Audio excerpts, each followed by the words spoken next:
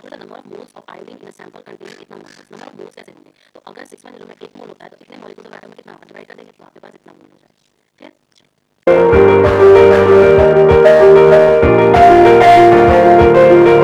So the ratio in which the different atoms combine may be fixed and integral but may not be always simple.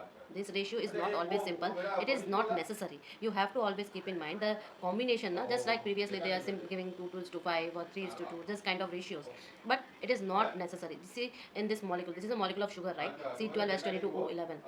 और इसमें ratio देखो carbon hydrogen और oxygen atoms का 12, 22, 11. So it is not a simple, right?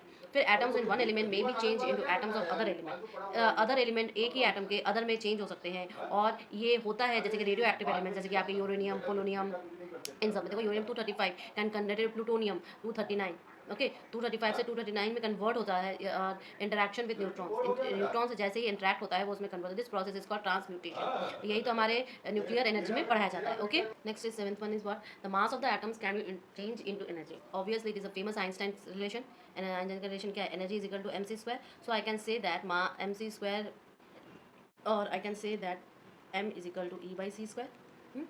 So I can say this thing that atoms can be interchanged to energy, mass, atoms mass can be changed to energy, and atom is no longer indestructible. Okay, means atoms, they in the previous one Dalton says that atoms can't be destroyed, but here I can see atoms can be changed into energy. Okay, so these are the some your modifications done in the Dalton's theory by the help of modern atomic theory. Okay, अब next Avogadro hypothesis, this is very important, ये आपके numericals में सबसे ज़्यादा आते हैं। Avogadro क्या कहता है, that equal volumes of all gases contain equal number of atoms under similar conditions of temperature and pressure. ये है, ये इसका किसका हाइपोथेसिस है, बेज़ेलियस का। ठीक है, अब एवोगाड्रो क्या कहता है कि आपके मॉलिक्यूल्स में इतने नंबर ऑफ एटम्स होंगे, ओके, और I can directly says that कि the smallest particle of an element which may or may not have independent existence and takes part in the chemical reactions are called an atom. The smallest particle of the substance capable of independent existence is also called a molecule. ठीक है, तो mainly ये atoms और molecules के बारे में कहता है कौन, एवोगाड्रो। क्लियर है, तो ये जो बेंजलीज का है, ठीक है, बर्जेलियस का है, ये क्या कह रहा है कि इक्वल नंबर ऑफ वॉल्यूम्स अगर हैं, इक्वल वॉल्यूम्स हैं, तो अगर दोनों में कंडीशंस सेम अप्लाई किया जाए टेम्परेचर प्रेशर का, so they will exist same equal number of atoms. इसमें अगर एटम ए है तो इसमें भी एटम का number of atoms, number will be your a only if the temperature pressure and external physical conditions are the same. Clear है ना। और ये क्या कह रहा है, एटम्स जो होते हैं वो बेसिक यूनिट्स होते हैं, राइट।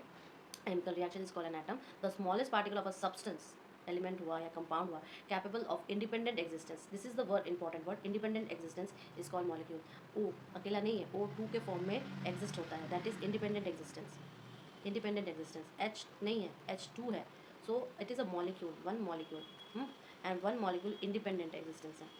बट इफ आई से H then there is one atom of H, one atom of H, clearly.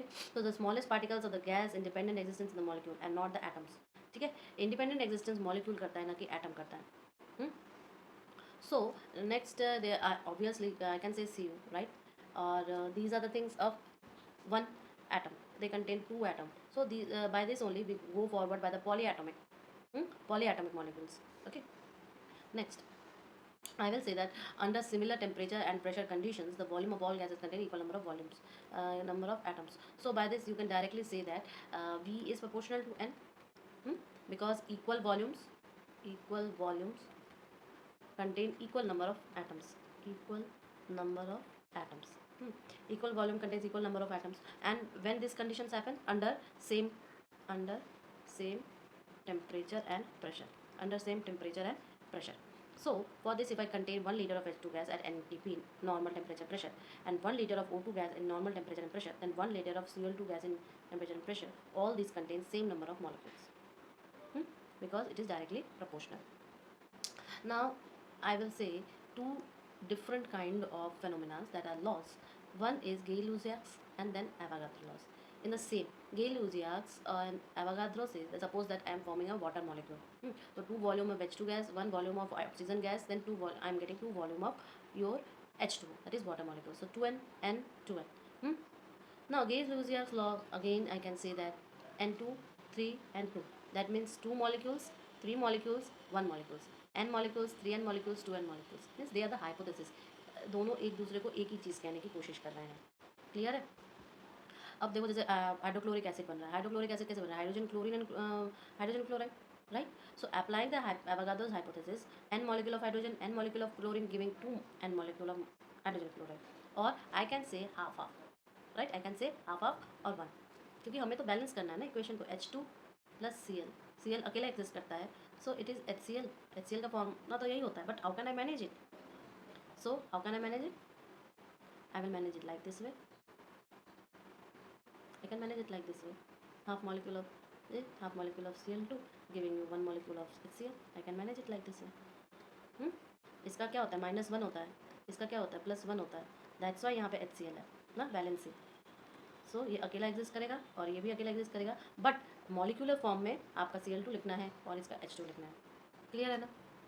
Next, atomicity of oxygen. How can you से द एटोमिसिटी? O2 लिखते हैं तो oxygen exist in 2 containing 2 atoms. One molecule of hydrogen containing 2 atoms. Similarly, if I say that one molecule like this way only, one molecule of hydrogen. That means I am saying that H2. Okay, one molecule of your oxygen. Then I am saying it is O2, H2 and O2. But when I am forming water, one molecule of water, then I am saying H2O. That means they are containing one molecule of hydrogen and half molecule of your oxygen. Then only I can form one molecule of water. This is only the two different laws ना, Gay-Lussac's and your Avogadro combined. Actually अगर आप last में conclusion देखें तो बात एक ही है. Clear है? Next, now what I'm trying to say you here is that determination of the relationship between water density and molar mass. These all things why we all are using this thing by only to get the numericals and some of the values ना, by making solutions. So देखो जैसे पहला है relationship between paper density और molar mass of a gas. Molar mass, molecular mass what we are calculating, AMU, atomic mass unit. Actually these all things are class 9, तो इसलिए मैं revise के form में ला रही हूँ. एटॉमिक मास यूनिट, ठीक है. कार्बन 12 के रेस्पेक्ट में सबको निकाला जाता है, राइट. और भी डिटेल्स में हम लोग नेक्स्ट क्लास में देखेंगे, बट अभी सिर्फ इतना जानो कि हम लोग गैसियस एलिमेंट्स का कैसे कैलकुलेट करते हैं. अब वेपर डेंसिटी का था. गैस ऑलवेज डेंसिटी क्या है? Density is equal to mass upon volume, right. So when I want to calculate the vapour density I have to use the molecular mass, और you can say I am using a molar mass. ठीक है. तो vapour density is the ratio between the mass of a certain volume of the gas to the mass of the same volume of hydrogen gas under similar conditions and pressure. Mean standardisation हमने किसको लिया है? Hydrogen को लिया है. तो ये आपके बेस का वेपर डेंसिटी का फॉर्मूला. इसके अकॉर्डिंग क्वेश्चंस आते हैं. अब स्टैंडर्ड टेम्परेचर एंड प्रेशर में लेना है. मान लेते हैं n मॉलिक्यूल्स है तो वेपर डेंसिटी क्या आ जाएगी? Mass of n molecules of gas upon mass of n molecule by applying the Avogadro's law. So अगर मैंने वन मॉलिक्यूल लिया तो उसका रेशियो हो जाएगा. अब one molecule of hydrogen contain 2 atoms of hydrogen gas. So vapour density भी वो है 2 एटम्स का लेने हैं, क्योंकि वन मॉलिक्यूल तो गैस का है, गैस का वन मॉलिक्यूल है, लेकिन हाइड्रोजन का तो हम जानते हैं कि 2 मॉलिक्यूल में एक्जिस्टेंस करता है. But the ratio of the mass of the molecule and mass of the hydrogen molar mass. So therefore this is your formula finally comes out, that is vapour density is equal to molar mass upon 2. Okay, so molar mass is what? Twice of vapor density, and this is called relative vapor density. It is not the absolute vapor density, it is a relative vapor density. Clear? Next is the determination of the relationship between mass and volume of a gas. Mass and volume. ठीक है. So how can you find out? Just right now vapor density is equal to twice of, ना, twice means I can say directly that molar mass is equal to twice of vapor density, right? अगर यहाँ पर आपका simple सा law apply करें, ठीक है. Just right now previous law जो हम लोगों ने निकाला है, वेपर डेंसिटी निकालने का फॉर्मूला जो होता है वो इंक्लूड करता है आपके वॉल्यूम ऑफ गैस, हाँ, upon volume of hydrogen, right. दोनों STP पर स्टैंडर्ड यूनिट्स पर. क्लियर है. अब अगर मैं ये लिखा चाहूँ तो ये ट्वाइस से मल्टीप्लाई कर सकते हैं. अच्छा, अब mass of 1 litre of gas at STP, mass of 1 litre of hydrogen STP, 1 litre के लिए. तो but mass of 1 litre of hydrogen gas is this is the value. So molar mass is equal to twice into ये value हो जाएगी. तो जब हम finally करते हैं कैलकुलेट तो मेरे पास 22.4 litre of gas at STP आता है. मोलर मास क्या हो जाता है? इसका मतलब जो मोलर मास की वैल्यू आ गई वो होती है mass of 22.4 litre of gas at STP. ये आती है आपकी रिलेशनशिप. ठीक है। और यही दस ये जो litre of gas H B weight equal to molar mass of the gas expressed in gram, this is also called gram molecular volume, GMV। Gram molecular volume इसी से ही निकलता है। तो ये आपसे पूछा जाएगा what is gram molecular volume. Clear? Test के लिए तैयार है ना? एक इस महीने के लास्ट में लेंगे। अब कुछ कंसेप्चुअल क्वेश्चंस करते हैं, जैसे कि हाउ मेनी सिग्निफिकेंट फिगर्स, पाई की वैल्यू क्या होती है? 3.14 होती है, तो आप उस हिसाब से निकालोगे। ठीक है, इसमें कितने सिग्निफिकेंट फिगर्स हैं, इसमें कितने सिग्निफिकेंट फिगर्स हैं, ये आपको कैलकुलेट करना है। ओके, तो convert litre into cubic metre, हमें पता है कि 1 लीटर में कितने होते हैं? 10 to the 1000 सेंटीमीटर क्यूब। ठीक, तो उस हिसाब से आप कैलकुलेट किए हो इसको। ठीक है, अब फिजिकल रिप्रेजेंट्स क्या क्या होते हैं, इसका क्या होता है, इसका क्या होता है, ये तो आपको फिजिक्स में भी पढ़ाया जाएगा, ये आपको इसमें भी पढ़ाया जाएगा। क्लियर? मीटर क्यूब है, समथिंग इन वॉल्यूम होगा। Clear? The longest visible rays at the end of the visible spectrum in length express micrometre nanometre. Micrometre क्या होता है? 10⁻⁶, नैनोमीटर क्या होता है? 10⁻⁹। बस इसके लिए रिलेशनशिप इस्टेब्लिश करो, कैलकुलेट करो। Which one of the mixture are homogeneous? Homogeneous mixture कौन सा? Tap water, air, soil, smoke, cloud. Homogeneous mixture मतलब उनके पास फिजिकल बाउंड्री नहीं है। अब अगर आप ये बताओ कि सैंड को वाटर में मिक्स कर दो तो वो होमोजीनियस नहीं, बिकॉज सैंड नीचे बैठ जाएगा। Right? Is the molar volume of CO2 is same the different from CO? molar volume, molar volume. So molar volume is what you have to calculate? They are same. Just right now what we are calculated, it was molar mass. That was molar mass and it is equal to 2 into vapor density. ठीक है, अब ये पूछ रहा है molar volume ना, ये एक मॉलिक्यूल है, ये भी एक मॉलिक्यूल है, तो they will be same. At what temperature have the Celsius and Fahrenheit readings are the same numerical value? बस दोनों में रिलेशनशिप निकाल दो, ये तो होता है दोनों में रिलेशनशिप, तो एक की वैल्यू निकालो। ठीक है, बोथ में अगर दोनों चीज़ों को सेम करते हैं, कुछ सेम न्यूमेरिकल वैल्यू बोल रहा है, तो बस इसकी वैल्यू कैलकुलेट कर दो, वो टेम्परेचर आ जाएगा। What is the difference between this and this? Significant numbers का वेरियंस है, contain one significant digit and this contained 3 significant digits. Yes. Next, atoms और मॉलिक्यूल्स। अब ये एटम्स और मॉलिक्यूल्स में डिफरेंस क्या है? देखो, लास्ट ये सारा पूरा आप नोट्स के रूप में पढ़ लेना या उसके ऊपर पढ़ना है, बट मैं अभी सिंपली अभी यही बताया कि एटम्स क्या होते हैं, बेसिक पार्टिकल होते हैं। लेकिन जब हम मॉडर्न थ्योरी में आते हैं तो एटम्स के भीतर भी इलेक्ट्रॉन, प्रोटॉन, न्यूट्रॉन होता है और सब एटॉमिक पार्टिकल्स से कहते हैं, सब एटॉमिक पार्टिकल्स। क्लियर? जैसे हम सब एटॉमिक पार्टिकल्स कहते हैं। So then what are atoms? I can see the atoms are the, I can say that they are the smallest particle, but they are not independent existence. They are not independent. Although they are the smallest particle, but they are not independent. Independent कौन है? Molecule independent है। Clear? Okay. So the atoms, how many trillion we know? They are 118. But when I am talking about the molecule are the independent and they are formed by the combinations of these atoms. Okay, just like H2, or I can say O2, I can say H2O, NH3. These are the molecules. It contains 2 atoms of hydrogen, 2 atoms of oxygen, 2 atoms of hydrogen and 1 atom of oxygen, 1 atom of nitrogen and 3 atoms of hydrogen. So this is the basic and very clear difference between atoms and molecules. Now see here, in these examples you can see clearly the view of atoms and molecules. This is the entire molecule of your hydrogen and these are the individual atoms. Similarly this also a complete molecule of oxygen but individual atoms. Okay, thus so I can say that what are molecules capable of independent existence. This right now I told you. So homoatomic molecules are what? Then the two terms come, homoatomic. So the molecules made up of only one same kind of elements are called homoatomic. They may be monoatomic, they may be diatomic, they may be triatomic, polyatomic, whatever may be, but they have to be formed by the same kind of element. Na? The monoatomic, diatomic, triatomic and polyatomic molecules according to the contain number of how many number of atoms. So it may be a basic difference or one number of MCQs like this question will come. So the number of atoms attached to a single molecule, you can say that is the atomicity of that element is called the atomicity. Suppose that O2 is number of 2 atoms, so its atomicity will be diatomic. Then ozone, O3 diatomic, P4 tetraatomic, S8 polyatomic, S8 for sulfur, right?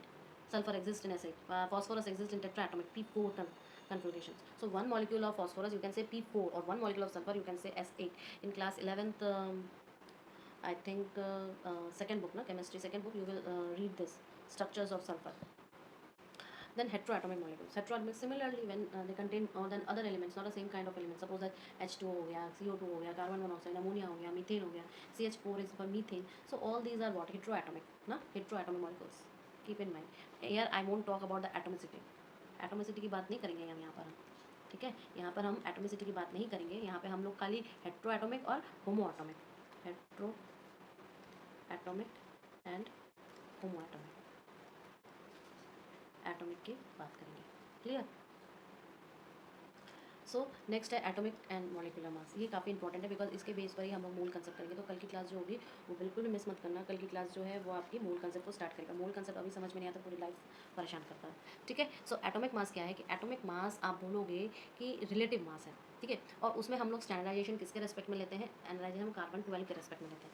So here is a very basic difference that atomic mass of an element is defined the average relative mass of an atom of an element as compare to the mass of atom of a carbon 12। यही atomic mass है। It is a relative unit, and by this we can get atomic mass unit scale.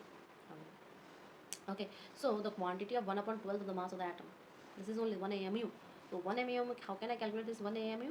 1 AMU is 1.008.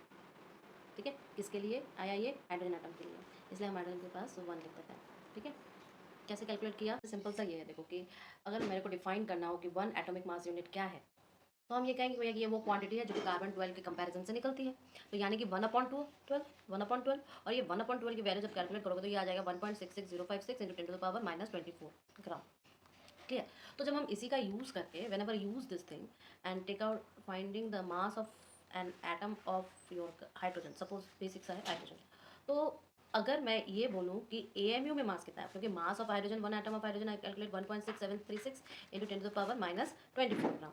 ठीक है, तो अगर ये कहा जाए कि आपको AMU में निकालना है, what is the value in AMU, it is just the ratio, it is just the ratio. क्यों, क्योंकि ये actual mass divided by your 1/12 carbon के रेस्पेक्ट में। So it comes at 1.676, sorry it's 1.6736 into 10⁻⁻24 gram divided by 1.66056 into 10⁻⁻24 ग्राम। ठीक है, तो ये cut गया, इसका रेशियो जब करोगे तो 1.008 आएगा। दैट्स वाई AMU में, एटॉमिक मास यूनिट में। सो दैट्स वाई जब भी हम हाइड्रोजन का जब नॉर्मल कैलकुलेशन करते हैं तो 1 ले लेते हैं। क्लियर। अब ये जो कंसेप्ट है average atomic mass, average atomic mass इसलिए जब ये हम आइसोटोप्स की बात करते हैं। What are isotopes? Isotopes are the different atoms of same element. Different atoms हैं लेकिन है वो सेम एलिमेंट का, and but same atomic number. Clear है। तो मतलब क्या है कि अगर मेरे पास एलिमेंट कार्बन है, सबसे ज़्यादा अच्छा है हाइड्रोजन का, क्योंकि हाइड्रोजन ड्यूटेरियम ट्रिटियम प्रोटियम में आप लोग लेते हैं और उसमें उसकी वैल्यूज़ के ऊपर डिपेंड करता है एटॉमिक मास। तो ये कहता है कि सेम एलिमेंट होता है और सेम एटॉमिक नंबर होगा बट डिफरेंट एटॉमिक मास होगा। ठीक है, अब जब इन डिफरेंट एटॉमिक मास का जब हम एवरेज लेते हैं, कैलकुलेट करते हैं, तो आपके पास एवरेज एटॉमिक मास आता है। जैसे कि कार्बन 12, कार्बन 13, कार्बन 14, इन सब का जो रिलेटिव एबंडेंस है ये तो इतना 98% जो मिलता है वो कार्बन 12 ही मिलता है। तो that's why we are taking, but कुछ परसेंटेज आपके 13 और 14 भी मिलते हैं, दैट्स वाई उसका एवरेज वैल्यू हम लोग कैलकुलेट करते हैं, दैट इज 12.001 U। ठीक है, so this is your atomic mass, atoms, molecules, कैसे न्यूमेरिकल्स, ये सारी चीज़ें हम लोगों ने कैलकुलेट की। ये हमारा पूरा एवरेज एटॉमिक मास, मॉलिक्यूलर एटॉमिक मास किसके कंपैरिजन में देखते हैं, ये सारी चीज़ें हो गई हैं। तो हम लोग कुछ न्यूमेरिकल्स करेंगे बेटा, क्योंकि हम मेरे first day I was saying कि न्यूमेरिकल से ही इस चैप्टर को समझा जा सकता है, और इस चैप्टर में मैक्सिमम बिलीव में न्यूमेरिकल्स ही आते हैं, आप ये बेसिक से ज़्यादा पूछते नहीं हैं। ठीक है, theory. Now calculate the atomic mass of naturally occurring organ. ठीक है, नेचुरली ऑकरिंग ऑर्गन है, और फ्रॉम द फॉलोइंग डेटा। अभी ऑर्गन के यहाँ पर क्या दिया हुआ है, 36, 38 और 40 ऑर्गन के आइसोटोप्स दिए हुए, उसके मास दिए हुए हैं और एविडेंस दिए हुए हैं। अब अभी हम लोगों ने एवरेज एटॉमिक मास के बारे में पढ़ा था, एवरेज एटॉमिक मास। ठीक है, और जिसमें हम लोग जानते हैं आइसोटोप्स क्या होते हैं। आइसोटोप्स क्या होते हैं? आइसोटोप्स होते हैं जिनका मास सेम रहता है या नंबर सेम रहता है। Tell me fast. गुड। तो उनका मास जो होता है वो डिफरेंट रहता है और एटॉमिक नंबर जो होता है वो सेम रहता है। ठीक है, तो हम लोग इसमें क्या करेंगे बेटा, इनमें सबका मास लेंगे और एवरेज कर देंगे। ठीक है, कैसे करेंगे? देखो, ये जो इनका मास है और उनका जो एबंडेंस है, इनसे मल्टीप्लाई करेंगे, फिर वही करेंगे, फिर डिवाइडेड बाई 100 कर देंगे, तो हमारे पास जो वैल्यू निकलेगी वो ग्राम पर मोल की निकलेगी। याद रहे ये न्यूमेरिकल्स इंपॉर्टेंट है और ये आते ही हैं। क्लियर है। Next, boron occur in nature in the form of two isotopes of atomic mass 10 और 11. What are the percentage abundance of the two isotopes in the sample of a boron having average atomic mass इतना? Formula बैठा दो, एक का अगर मान लो evidence x है तो दूसरे का क्या होगा, 100 - x हो जाएगा। सिमिलर सी बात है। तो अभी हम लोगों ने क्या किया, एविडेंस को उसके एटॉमिक मास से मल्टीप्लाई करके डिवाइडेड बाई 100 कर रहे थे, तो हमारे पास देखो इसका परसेंटेज निकल रहा है, एक 20% में मिलता है, एक 80% का मिलता है। क्लियर है। नेक्स्ट, अब हम लोग ग्राम एटॉमिक मास या ग्राम एटम के बारे में देखेंगे। ग्राम एटॉमिक मास देखो, एक तो मैंने आपको अभी बताया कि एक AMU पढ़ते हैं हम लोग, what we are studying AMU।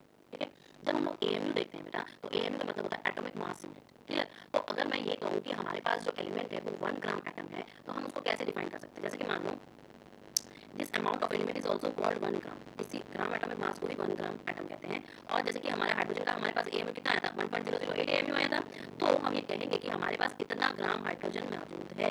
अगर ऑक्सीजन का एटॉमिक मास हमारे पास 16 एएमयू आया है तो हम बोलेंगे उसको 16 ग्राम एटॉमिक मास हमारे पास ऑक्सीजन है। क्लियर है? तो हम ये कह सकते हैं। और ये वाला जो 12 था जो हमारे पास आया था वो किसका था, वो रिलेटिव एटॉमिक मास था, राइट, इसके रेस्पेक्ट में कार्बन 12 के रेस्पेक्ट में। तो अगर कोई पूछे molecular mass of N atomic from atomic masses, तो मॉलिक्यूलर मास जैसे कि क्या हुआ, CH4 हो गया, तो उसका क्या हो जाएगा, ऐसे 4 into इतना, ठीक है, और वो यू है। क्लियर है? ये आपका इंपॉर्टेंट है। इसको जब आप देखोगे तो सारी चीजें एक साथ आ जाएंगी आपके पास, ठीक है। तो ग्राम एटॉमिक मास देखें या ग्राम एटम देखें, बात दोनों की सेम है। नेक्स्ट, यहाँ पर कुछ बातें बताई गई हैं, उसको हम लोग देखेंगे। जैसे कि मान लो अगर H2SO4 दिया तो कैसे कैलकुलेट करोगे, अगर आपके पास सुक्रोज दिया हुआ है C12H2211 तो उसको कैसे कैलकुलेट किया, सारी चीजें कैलकुलेशन की बताई गई। तो हमारे पास ग्राम मॉलिक्यूलर मास निकला किससे, आपके, ऑब्वियस सी बात है, ग्राम मॉलिक्यूलर मास भी आपके ग्राम मॉलिक्यूल हो जाएगा, ग्राम मॉलिक्यूल ही हो जाएगा ना, क्यों, क्योंकि ग्राम एटॉमिक मास ग्राम एटम होता है, तो उसी तरह मॉलिक्यूल का निकल गया, सबका एडिशन करके तो वो उससे निकलेगा। तो देखो यहाँ पे बोला गया कि gram atomic mass is equal to atomic mass expressed in grams is equal to gram atoms, gram molecular mass is equal to gram mass expressed in grams is equal to gram molecule, ठीक है। और don't worry, ये सारे notes जो हैं आपको हमारे Telegram group में मिलेगा। टेलीग्राम ग्रुप अगर आपको सर्च करना है यूट्यूब फ्रेंड्स तो मैं लिंक को डिस्क्रिप्शन बॉक्स में दे देती हूँ, बट अगर आपको डिस्क्रिप्शन बॉक्स में ना मिले तो क्या है, इसका आप क्या खोजोगे, जो आपका आप 11th एंड 12th खोजना, ठीक है। आप जब 11th और 12th खोजोगे तो आपको इसमें सारे नोट्स मिल जाएंगे, और मैं प्रिसाइज नोट्स दूंगी। ये क्लास तो इसमें मौजूद नहीं है, इसका भी मैं पीडीएफ डाल दूंगी, अगर नहीं मिले तो आप मुझे नीचे कमेंट कर देना। और क्लास आपको इसमें से देखो सारी चीज़ें कभी नहीं लिखनी होती है, हमेशा प्रिसाइज लिखना होता है, जितना याद करना है। तो क्लास में आप जरूर, मैं टाइम भी देती हूँ और आप लिखते भी चलना, ठीक है, क्योंकि मैं टेस्ट तो लूँगी, हर आपको पता है 15 दिन में टेस्ट होता है, तो आप चाहे कितना भी आपका स्टडी हो, उतने में से ही जितने टाइप के क्वेश्चन बनते हैं हम लोग टेस्ट अपेयर करते हैं। तो प्लीज़ ऑलवेज बी श्योर कि आप टेस्ट में अपेयर करो, ये आपके लिए ही अच्छा है, ठीक है। जितना हार्ड वर्क करोगे उतना ही फायदा होता है, ये हमेशा ध्यान रखना। नेक्स्ट, कैलकुलेट कैलकुलेट क्या करना है, mass of 1.5 gram atom of calcium. अब कैल्शियम का एटॉमिक मास है आपका 40, तो 1.5 ग्राम कितना हो जाएगा, हम जानते हैं कि भाई 1 ग्राम में, क्योंकि हमने अभी बताया कि ये जो आपके पास 40 है ये क्या है, 1 ग्राम का है, ठीक है। तो अगर आपके पास 14 ग्राम है तो आप कैसे कैलकुलेट करोगे, ऑब्वियस सी बात है, मल्टीप्लाई कर दोगे ना। तो these things they are only asking us, इतना तो सिंपल, और क्या ही होगा इससे ज़्यादा, ठीक है। दूसरा क्या, gram atom in 12 gram of oxygen इतना। अच्छा, 1 ग्राम में 16 है, तो 16 ग्राम में 1 ग्राम एटम है, तो 15 ग्राम में कितना ग्राम एटम होगा, इतना ग्राम एटम होगा, 20। पूछा क्या है ये ध्यान रखना है, ग्राम एटम पूछा है, कितना ग्राम दिया हुआ है, ये सारी चीज़ें इंपॉर्टेंट है। प्रैक्टिस प्रैक्टिस में देखते रहिए, क्लियर। नेक्स्ट देखते हैं, फिर क्या है, calculate the gram molecular mass of sugar having the molecular formula सीधे फर्स्ट तो ऐड करके प्लस कर देना है, ठीक है। Calculate the mass of 0.5 gram of sugar and gram molecular of sugar is इतना। देखो ये तो मॉलिक्यूलर मास हमने निकाल लिया, तो ग्राम मॉलिक्यूलर मास ये हो गया। उसके बाद क्या बोला है, the mass of 0.5 gram molecule, 0.5 ग्राम, अगर 1 ग्राम में इतना है तो 0.5 ग्राम मल्टीप्लाई करने से होगा, सीधी सी बात। इसका ग्राम मॉलिक्यूलर शुगर इज इतना, अगर 32 शुगर में 1 ग्राम मॉलिक्यूल है तो इतने ग्राम मॉलिक्यूल में कितना होगा, तो ग्राम मॉलिक्यूल निकल गया। सेम टू सेम अभी हमने एटॉमिक मॉलिक्यूल का निकाला, इसमें ग्राम मॉलिक्यूल का पूछा है, क्लियर है ना। नेक्स्ट देखो, calculate the molecular mass of glucose molecule. अब सारी चीजें दी हुई हैं तो एडिशन करके निकालेंगे तो बहुत इजी है। Calculate the mass of 2.6 gram molecule of SO2। SO2 का क्या होगा, आपका सल्फर है, ऑक्सीजन है, सल्फर का 32, सल्फर का 32 है। तो ये मैं टेबल दे दी हूँ, टेबल याद करनी है, टेबल को तो लर्न करना है, इसका कोई तरीका नहीं होता, ठीक है। और लर्न करने के लिए जितने ज़्यादा क्वेश्चन करोगे उतना ज़्यादा लर्न होगा, ठीक है। मैं ये तो मैं सॉल्व आपको करवा रही हूँ क्लास में, मेरे नोट्स हैं, अब मैं सॉल्व भी दूंगी, असाइनमेंट भी दूंगी, डोंट वरी। यूट्यूब फ्रेंड्स, ये टेलीग्राम में मैं फ्री ऑफ कॉस्ट देती हूँ, इसका कुछ नहीं मिलेंगे, ठीक है, don't worry. And you can see the, मेरा जो ऑनलाइन सेक्शन होता है ये आपको पर्टिकुलर फैकल्टीज़ मिलती हैं, एक क्लास में 5 से ज़्यादा स्टूडेंट्स नहीं सकते, बिकॉज सबको पूछने का मौका मिलता है, ठीक है। और बहुत सारी फैकल्टीज है जो इसको हैंडल कर रही है, तो मैं तो कर ही रही हूँ। अब सारी चीज़ें एक ही चार चीज़ें यूट्यूब में क्या ही डालें ना, सेम चीज़ें, तो इट्स लाइक दैट। आपको जो नहीं समझ में आता है आप इसमें कमेंट करो, आप टेलीग्राम में करो, एवरीथिंग इज अवेलेबल। हाँ, मैं एक व्हाट्सएप पर ग्रुप बनाऊंगी जल्दी, जिससे कि आप सब व्हाट्सएप से भी जुड़ सको, बिकॉज टेलीग्राम से, टेलीग्राम इसलिए होता है कि बड़े बड़े जो फाइल्स होते हैं, वीडियोज़ होते हैं, वो मैं उसमें शेयर कर सकती हूँ, that's the reason I am using Telegram, there is no use. Next, mass of 2.6 gram of molecule कर लोगे आप लोग, number of gram molecule, number of gram molecule ये तो वैसे ही निकालेंगे जैसे अभी निकाला है, मॉलिक्यूलर मास में पता है, तो 18 ग्राम वाटर में 1 ग्राम मॉलिक्यूल है, तो नंबर ऑफ ग्राम मॉलिक्यूल क्या होगा, किसमें 576 ग्राम में क्या होगा, 1.18 से डिवाइड कर दोगे तो 52 आ जाएगा, क्लियर। नेक्स्ट, अब जब हम अब धीरे धीरे मूल कंसेप्ट आ रहा है बेटा, यहाँ से आपका मूल कंसेप्ट स्टार्ट होता है, बिल्कुल भी क्लास स्किप मत करना मूल कंसेप्ट का, ये बहुत बेसिक सा है, हर समय आता रहता है। सो मोल रिप्रेजेंट, अगर मोल कंसेप्ट का बात करें तो एवोगाड्रो नंबर क्या होता है 6.0 to 23 पार्टिकल्स होते हैं। क्लियर। अब बोला गया है कि एक मोल जो हाइड्रोजन एटम होगा उसमें इतने एटम्स प्रेजेंट होंगे, या अगर एक मोल हाइड्रोजन मॉलिक्यूल होगा तो उसमें इतने मॉलिक्यूल्स प्रेजेंट होंगे। ठीक है। सो अगर मैंने कहा कहूँ कि मेरे पास एक मोल सोडियम एटम्स है तो उसमें सोडियम के इतने आयंस प्रेजेंट होंगे। क्लियर। अगर मैं एक मोल इलेक्ट्रॉन्स कहूँ तो मेरे पास इतने इलेक्ट्रॉन्स होंगे उसमें। एक मोल्स की बात करता है। तो अगर मैं ये कहूँ कि एक मोल का डेफिनेशन क्या है, will you explain this? So you will say the amount of a substance that contains as many particle entities as there are atoms, exactly 12 gram of carbon 12 isotopes। ठीक है। यानी कि ये बात कहाँ से आई है, डिफाइंड होकर यहाँ से आई है 12 ग्राम पर मोल किसका, C12 कार्बन का, और इसमें ग्राम पर मोल ऑफ एटम्स है, इतने ग्राम में पर एटम ऑफ सी इतना है, डिवाइड करके हमारे पास ये क्वांटिटी है। तो अगर हम कहें कि एक मोल में कितना एटम्स प्रेजेंट है या एक ग्राम मोल ऑफ मॉलिक्यूल में कितने मॉलिक्यूल्स प्रेजेंट है, these are all the values कहाँ से आए, और इसको बुक में आप एन के फॉर्म में शो करता हुआ देखोगे। अब मोल कंसेप्ट और ये सारी चीजें आप जब न्यूमेरिकल्स करोगे तब आपको और एग्जांपल समझ में आएगा। जैसे ये वाले सिंपल सा न्यूमेरिकल है, अभी तो हम लोगों ने स्टार्ट किया और देखेंगे। How many molecules and atoms of sulphur are present in 0.1 mole of acid molecule. 1 mole of acid molecules में इतने मॉलिक्यूल्स प्रेजेंट होंगे, अभी देखा। तो 0.1 में कितना हम मल्टीप्लाई कर देंगे, तो 1 मॉलिक्यूल ऑफ एसिड करते 8 एटम्स ऑफ सल्फर, तो इतने मॉलिक्यूल्स ऑफ एसिड कंटेन कितने एटम्स, इतने एटम्स होंगे, उसको मल्टीप्लाई करने पर। क्लियर है ना, इसको करना क्लास के बाद। Next, calculate the number of moles of iodine in a sample containing इतना मोल्स। नंबर ऑफ मोल्स कैसे होंगे, तो अगर 6.0 में 1 मोल होता है तो इतने मॉलिक्यूल्स ऑफ एटम में कितना होगा, डिवाइड कर देंगे तो आपके पास इतना मोल हो जाएगा।